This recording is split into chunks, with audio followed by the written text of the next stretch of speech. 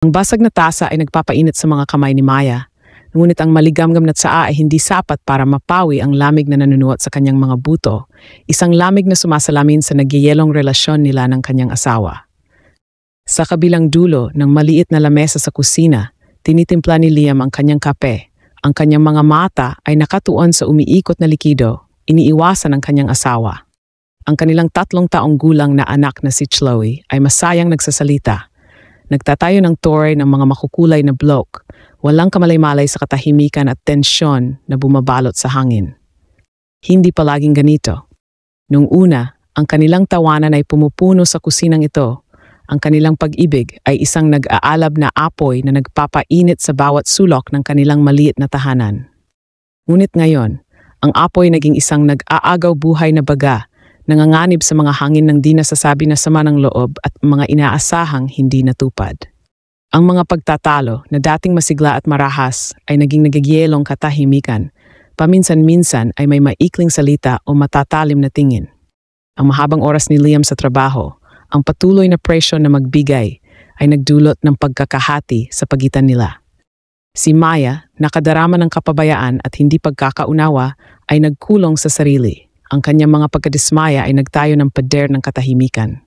Magkasama pa rin sila sa isang higaan, isang bubong at isang anak. Ngunit ang pagiging malapit, ang koneksyon ay nawala na, napalitan ng magalang nakakapangilabot na distansya. Si Chloe, sa kanyang inosenteng sigla, ay madalas na umaabot. Ang kanyang maliit na kamay ay humihila sa manggas ni Liam, pagkatapos ay kay Maya, sinusubukang tulayin ang puwang sa pagsapagitan nila. Ang kanyang inosenteng mga pagtatangka ay nagpapakita lamang ng malaking agwat na naghihiwalay sa kanyang mga magulang. Ang paningin sa mapagtiwalang ngiti ng kanyang anak, ang nag-iisa lamang na nagpipigil kay Maya na lumayo, na wasakin ang mga natitirang bahagi ng kanilang pamilya. Isang gabi, habang mahimbing na natutulog si Chloe sa kanyang kuna, nakita ni Maya si Liam na tahimik na naghuhugas ng pinggan. Gumagalaw siya ng may pamilyar na biyaya, isang multo ng lalaking minahal niya.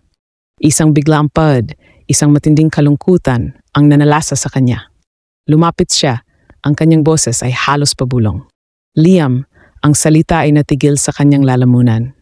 Hindi ko na alam kung hanggang kailan ko pa kaya ito. Lumingin siya, ang kanyang mga mata ay nakatingin sa kanya, isang kislap ng kung ano sakit. Pagsis sa kalaliman nito.